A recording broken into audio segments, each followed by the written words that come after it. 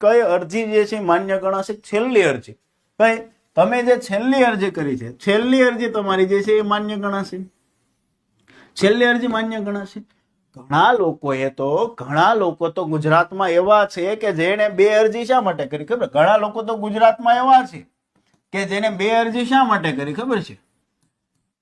ગ્રાઉન્ડના કારણે. શેના કારણે? ગ્રાઉન્ડના કારણે. ગ્રાઉન્ડના કારણે. કેમ ખબર છે? એને પેલા ફોર્મ ભર્યું પીએસઆઈ પ્લસ કોન્સ્ટેબલમાં. હવે દોડી નથી શકતો અથવા શક્તિ, દોડી નથી શકતો અથવા શક્તિ.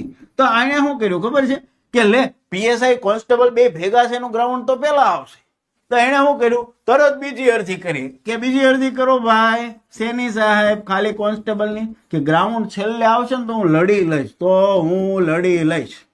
આવાય ગણાય છે કે જેને પીએસઆઈ જાતું કર્યું, પીએસઆઈ ઘરે ગયું, કોન્સ્ટેબલ હાથમાંથી જાય. તો આવાય ગુજરાતમાં ઘણા એવો થવો છે કે જેને બે અરજી શા માટે કરી? માત્ર આ કારણે. કોઈ ભૂલ એને કરી જ નહોતી, પણ માત્ર ગ્રાઉન્ડના કારણે કે ગ્રાઉન્ડમાં દોડી શકતા નથી. તો એને વધુ સમય જોતો છે. હવે એને ખબર છે કે પેલા પીએસઆઈ કોન્સ્ટેબલ વાળાને પેલા દોડાવશે.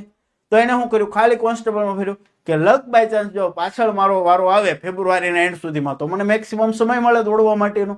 તો એવા બી ઘણા છે કે જેને આ કારણ માટે અરજી કરી છે. જો આમાં લાઈવમાં ઘણા એવા છે. મારી ફેક્ટ વાળી વાત હોય, ખ્યાલ આવે છે? હા, ખ્યાલ હોય ને, વર્ષોથી આ જ કામ કરે એટલે ખ્યાલ હોય.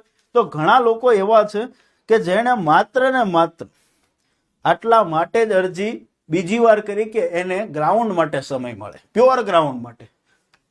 તો આવા બી છે. બરોબર છે. તો